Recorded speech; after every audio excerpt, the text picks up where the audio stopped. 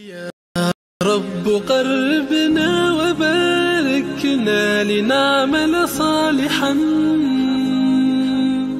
في يدي رسالة التغيير.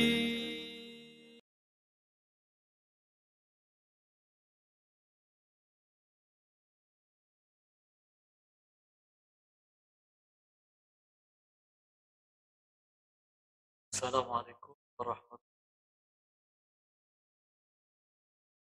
الحمد لله رب العالمين، الصلاة والسلام على أشرف الأنبياء وعلى sahabat di Depan Channel yang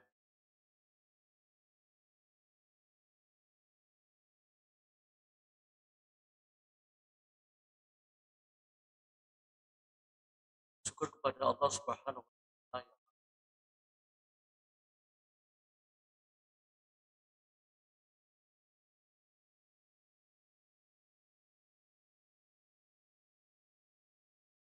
pada malam ini adalah bagaimana terapi akibat gangguan jin. Sahabat di Depan Channel yang dimuliakan oleh Allah Subhanahu wa Ta'ala. Dalam pertemuan beberapa hari yang lalu, kita telah membahas bagaimana kemandulan itu bisa terjadi. Ternyata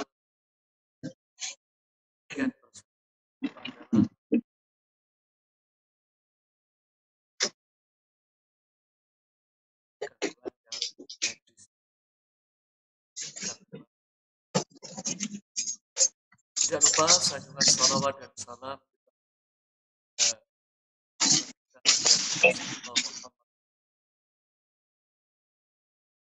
sahabat di Depan Channel dan pada sekarang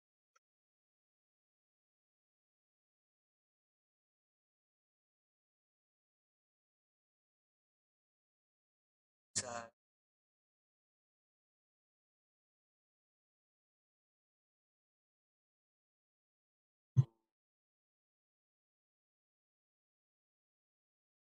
dan kemudian juga ritual-ritual tertentu, kemudian juga karena adanya dari gangguan jin.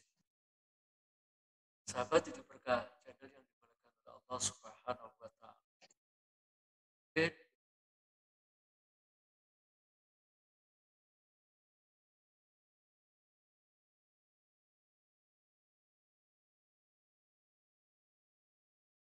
Bakal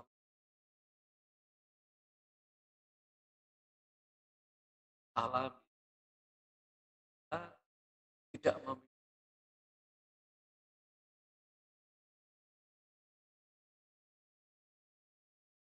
bahwa dia tidak bisa melanjutkan dia dalam hal dia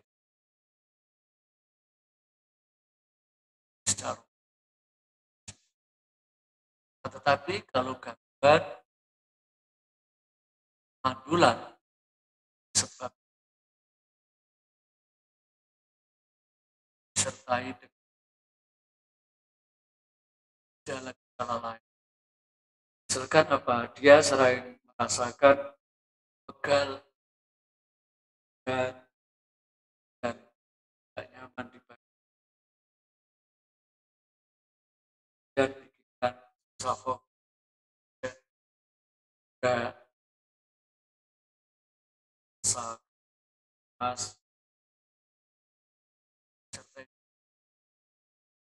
sak nafas dia juga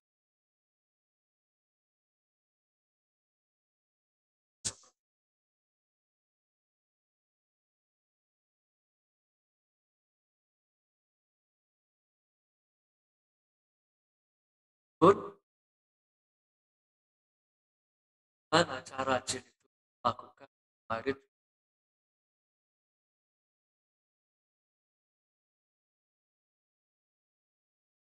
Jadi bagaimana?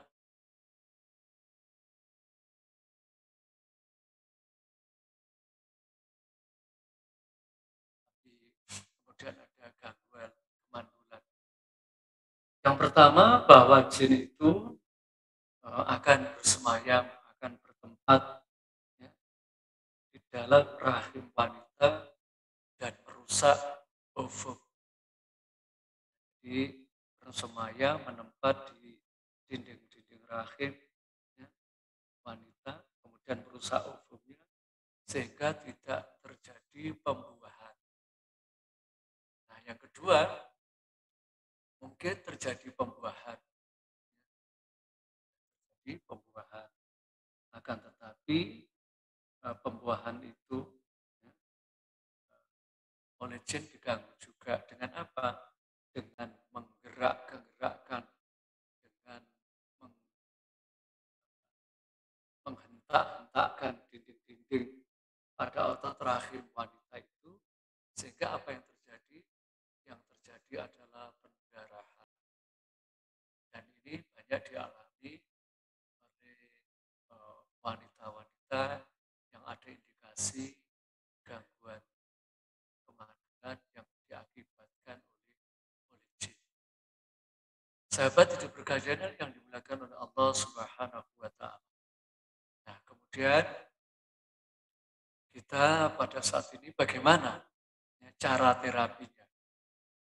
Jadi cara terapinya supaya wanita atau laki-laki yang mengalami kemandulan itu bisa ditolong oleh Allah Subhanahu wa Ta'ala sehingga spermanya jadi sperma yang berkualitas, ovumnya juga jadi ovum yang berkualitas sehingga membuahkan pembuahan yang bagus. Sahabat hidup berkajian yang dimuliakan oleh Allah Subhanahu wa Ta'ala. Yang pertama yang kita lakukan adalah kita berusaha untuk menjaga ketaatan. Kita menjaga ketaatan kepada Allah Subhanahu wa Ta'ala. Dengan sholat yang bagus, kalau laki-laki syukur bisa berjamaah di masjid, musola terdekat.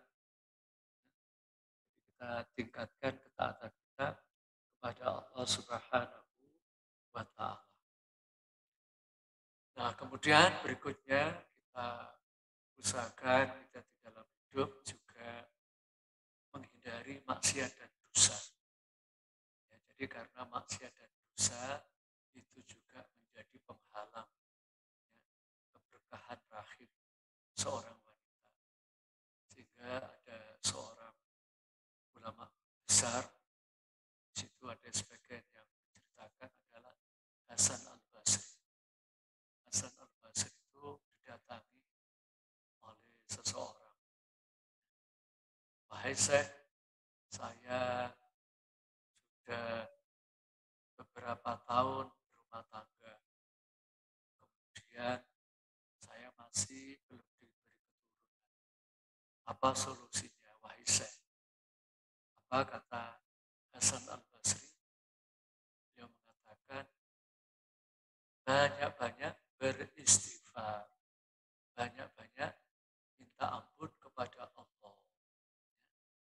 Aqul istighfaru innahu kana ghaffar. Tidaklah kalian minta ampunan kepada Allah Subhanahu wa Ta'ala. Karena dengan banyak istighfar dosa kita diampuni oleh Allah Subhanahu wa Ta'ala. Apa yang terjadi? Allah memudahkan bagi pasangan suami istri ini untuk memiliki keturunan. Jadi seperti itu. Jadi kita tingkatkan ketaatan, kita hindari maksiat dan banyak beristighfar kepada Allah Subhanahu wa Ta'ala. Kemudian juga apa? Bisa juga dengan banyak sedekah. Jadi untuk terapi kemandulan akibat gangguan jin seperti itu. Bisa juga dengan sedekah. Juga bisa dengan melakukan ibadah-ibadah yang lain. Ibadah membaca Quran. Ya. Kemudian apalagi pagi sore. Ya, karena dengan seperti itu apa yang terjadi pada waktu kita berzikir dengan yakin, dengan mantap, jin-jin yang bersemayam di dalam rahim seorang wanita itu akan Allah keluarkan. Bisa lewat unta, bisa lewat sendawa, juga bisa lewat keringat, bahkan lewat eh, ke kamar kecil, yaitu bisa dengan untuk BAB, juga bisa dengan mengeluarkan kencing. Jadi seperti itu. Nah, kemudian setelah kita melakukan ketaatan, minta ampun kepada Allah, bersedekah, ya, nambah kualitas ibadah, ya, apalagi yaitu kita usahakan bahwa kita adalah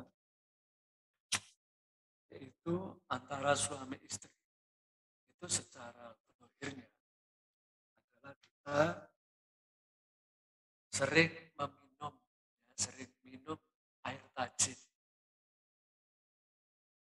resep-resep yang sudah banyak terbukti. Jadi minum tajin setiap pagi. Jadi kalau kita itu menanak nasi, airnya agak diperbanyak, kemudian air dari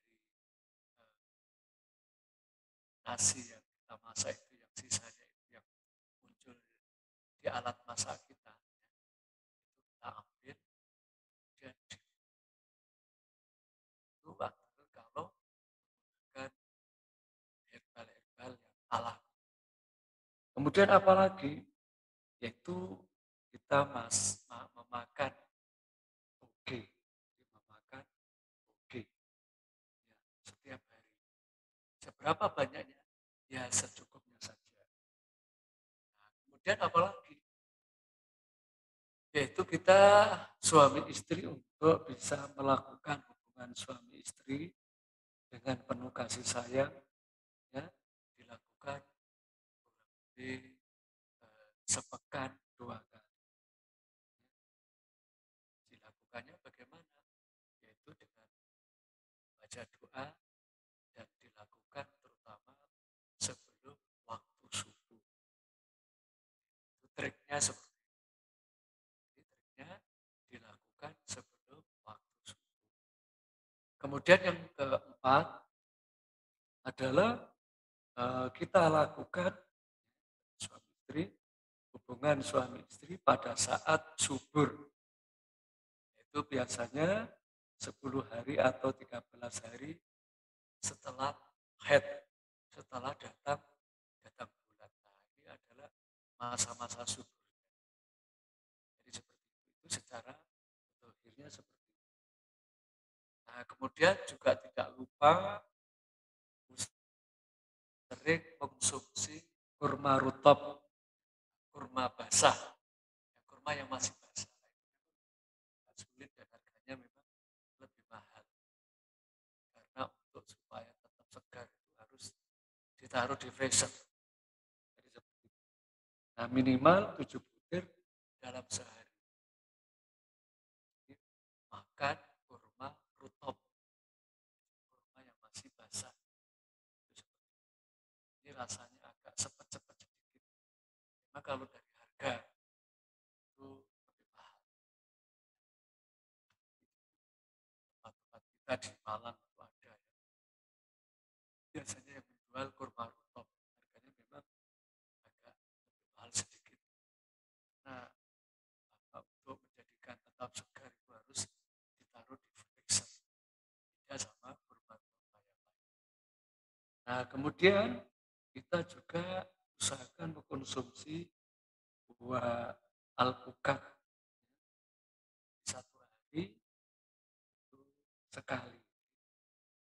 Di satu hari itu satu buah alpukat, bisa dijus, bisa dimakan langsung. Itu seperti itu. Kemudian yang berikutnya bisa juga kita makan telur ikan mas. Ini kalau para ibu-ibu muda yang masih belum punya bisa seperti itu. Kemudian apalagi? juga jangan lupa untuk berjemur di matahari ya, sambil menghadapkan tulang ke sinar matahari. Ya, kurang lebih jam 9 atau jam 10 pagi. Kurang lebih waktunya ya 15 menit.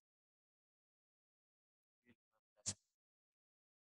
Yang berikutnya kita usahakan bagi saudara-saudara yang ada kemampuan baik itu karena gangguan jin atau tidak, itu juga mengkonsumsi makanan yang banyak mengandung kimia sintetis.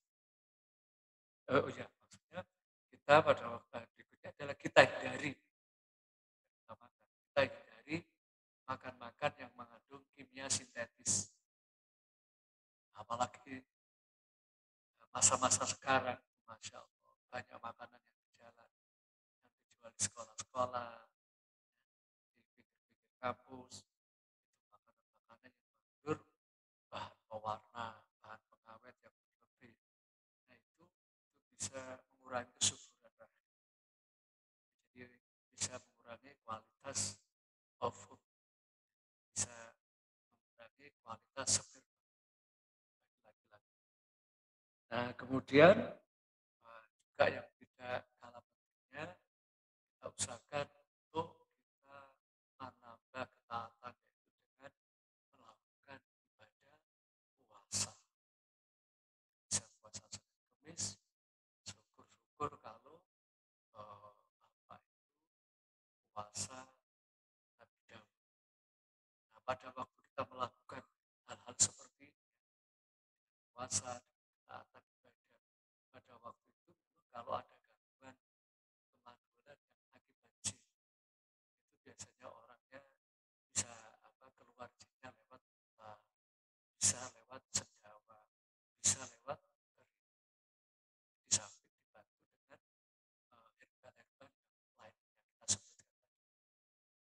Jadi itu sahabat hidup PKH Channel, para pemirsa, para pendengar, hal-hal yang kita bisa lakukan bagi anak kita, bagi saudara kita yang mengalami kematian. Bisa juga yang karena alami ataupun yang tidak alami, alias karena ada gangguan jin. Karena itu sahabat hidup PKH Channel, Allah, para pemirsa, para pendengar, mudah-mudahan bisa diterapkan untuk saudara-saudara kita, anak-anak kita, tetangga kita yang masih belum diberi. Dan insya Allah mudah-mudahan waktu yang tidak lama akan diberi oleh Allah Subhanahu wa Ta'ala momongan, akan diberi oleh Allah Subhanahu wa Ta'ala keturunan. Nah, adapun kalau kita tambah dengan membaca ayat-ayat Al-Quran, itu bisa kita sering membaca ayat-ayat Al-Quran, terutama ayat-ayat yang pertama surat Al-Fatihah, karena Al-Fatihah itu adalah ayat syifa. Kemudian kita bacakan surat Ali Imran 38 sampai 41. Kita bacakan ayat 45 sampai 40. Ibrahim alaihissalam, surat Ibrahim ayat 40. Rabbi ja'alni muqimas shalah wa min dzurriyyati rabbana wa taqabbal du'a. Yang ini biasa kita baca di dalam sholat. Sholatnya Rabbi ja'alni muqimas shalah wa min dzurriyyati rabbana wa taqabbal du'a. Jadikanlah ya Allah, saya ini orang yang menegakkan sholat. Wa min dzurriyyati, dan keturunan-keturunan kami. Rabbana wa taqabbal du'a. Wahai Tuhan kami yang menerima doa-doa. Jadi seperti itu. Jadi bisa dibaca Maryam ayat 1 sampai 15 atau surat As-Saffat ayat 75 sampai 78. Jadi itu tambahnya sahabat hidup berkaji kepada Allah. Mudah-mudahan kalau ada di antara kita, di antara kita yang mengalami permasalahan permasalahan kemandulan yang diakibatkan oleh gangguan jin. Semoga Allah hilangkan gangguan itu dan semoga Allah segera dan saleh dan solehah. Sahabat hidup berkah channel yang dimuliakan Allah, itu yang dapat kita sampaikan. Mudah-mudahan ada manfaatnya